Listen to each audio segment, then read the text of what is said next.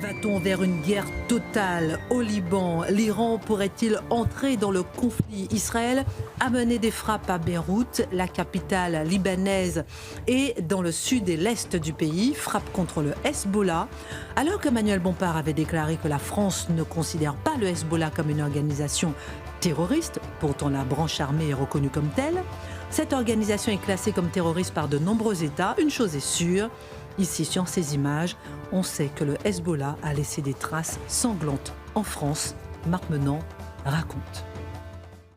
Il faut rappeler que 1918, il y a l'effondrement de l'Empire ottoman, le Liban est dans ce conglomérat, cet énorme empire, et la France hérite de ce territoire, le Liban, qui deviendra libre en 1941 et l'exécution de la liberté sera en 1943, et ça devient un exemple incroyable. On est là émerveillé, le multiculturalisme, chiites, sunnites, chrétiens, maronites, etc. Tout le monde s'embrasse, tout le monde va bien, et en plus c'est un pays de prospérité. Tout ça jusqu'en 1975, où soudain nous aurons la guerre civile, une guerre sanglante, une guerre épouvantable, où les pires abominations sont commises entre voisins qui s'embrassaient la veille. C'est l'abjection de l'être humain qui devient pire que l'animal. Et alors, dans ce contexte-là, nous allons voir naître, n'oublions pas aussi, qu'en Iran, en 1979, il y a la chute du Shah. Et qui prend la succession du Shah? Eh bien, un personnage que nous avions bichonné ici en France, que l'on considérait comme une sorte de saint, un saint musulman, à savoir Khomeini. Et Khomeini impose sa férule au Liban. On tombe d'une dictature, mais là, dans la dictature extrême, la femme n'a plus le moindre droit et on doit subir la charia, on doit subir les lois de la religion. Dans tout cela, il y a aussi l'OLP qui lutte depuis longtemps contre Israël.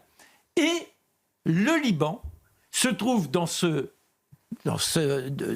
chaos, dans cette désintégration, et naît en 1982, aidé par Khomeini, le Hezbollah. La mission du Hezbollah, c'est chasser Israël.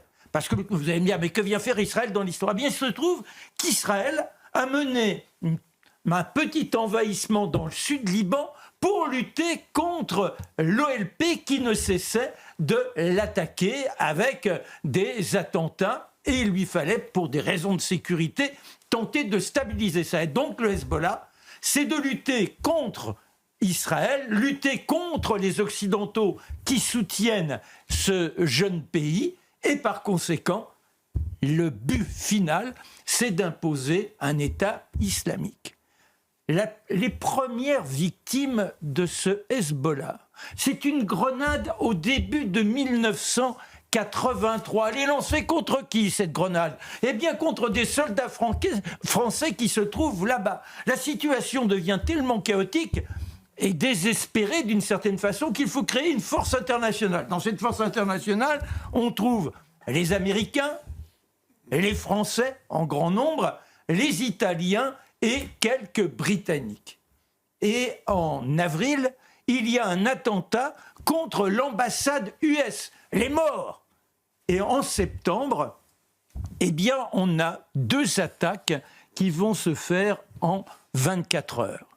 Nous sommes le 22 septembre, alors forcément les services secrets, ils ont quelques informations. Attention, ça risque de mal tourner. Les Français qui sont là, ils sont 2000. Avant tout des parachutistes qui sont partis de Toulouse. Beaucoup d'engagés et des volontaires. À l'époque, il y a encore le service militaire.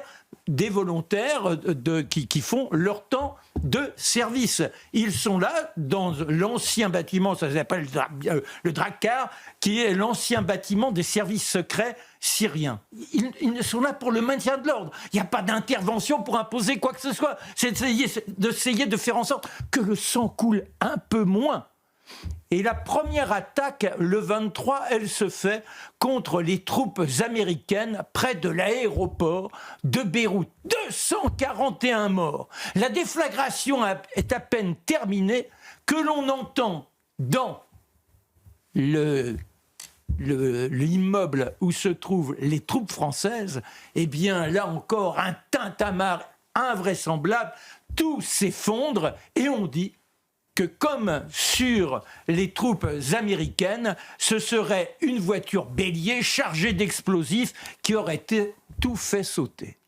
Alors ça reste la version officielle, mais les parachutistes survivants, il y a quand même 58 morts. 58 tués, des hommes qui étaient là, je rappelle, pour simplement veiller à ce que le sang coule moins. Eh bien, ces hommes seront honorés par le président Mitterrand, mais ils doivent subir cette vérité, à savoir une carcasse qui n'a jamais été retrouvée d'un véhicule qui aurait explosé et qui aurait fait sauter le bâtiment. Il y aura des opérations menée contre le Hezbollah, parce qu'on sait que ce sont eux qui sont derrière, opération de réprimande, et les deux tournent, je dirais presque à la pantalonnade. Il y a une Jeep qui est chargée d'explosifs, elle tombe en panne, il n'y a pas le moindre dégât. Puis après on envoie des avions, mais malheureusement, là encore, la réprimande, elle est presque inefficace, car il y a eu des fuites et ceux qui étaient visés échappent. Mais ça ne s'arrête pas là, le sang qui coule. Le sang coule où ? Rue de Rennes. Le grand attentat rue de Rennes, c'est le Hezbollah. Souvenez-vous de cette affaire qui nous a tenus aussi pendant des mois, des années.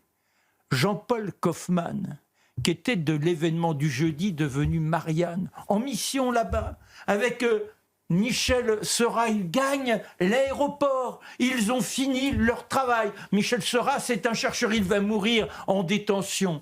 Et Kaufmann subira l'horreur pendant 3 ans, détenu par le Hezbollah. Et cette lutte ne cessera de s'alimenter, je dirais, au fil des années. On ne peut pas tout raconter. Mais ce qu'il faut savoir, c'est que dans ce Liban, qui est aujourd'hui le monde de la corruption sans véritable gouvernement, qui règne, eh bien c'est le Hezbollah. Parce que dans cette déshérence politique, ils ont réussi à imposer quoi ? Ils ont créé des hôpitaux, ils ont créé des écoles. Et là, dans ces écoles, on endoctrine les petits gamins. Vous serez des héros. Les gens de l'Occident, les infidèles, ils ne pensent que la beauté de la vie. Vous serez des martyrs pour la cause. Voilà ce qui est dans cette mentalité. Et comme aussi ils aident dans ce monde de la désespérance les plus démunis qui se multiplient, il est évident qu'ils trouvent des soutiens. Ils sont cachés parmi le peuple, d'où les frappes. C'est-à-dire qu'ils n'apparaissent pas en tenue militaire. Le patron du Hezbollah dit « Nous sommes 100 000 combattants. Il y en a peut-être que 60 000 et 30 000 en réserve. Mais ils sont dissimulés, ils n'ont pas d'uniforme, ils ont créé des souterrains. Bref, où sont-ils ? Eh bien, ils frappent constamment, ils envoient des requêtes. Je ne suis pas en train de prendre parti, j'essaie d'expliquer ce qui fait qu'aujourd'hui, on est dans ces échanges qui deviennent de plus en plus menaces pour l'Occident, mais pour le monde entier, et encore plus pour ce Liban qui est malheureusement martyr.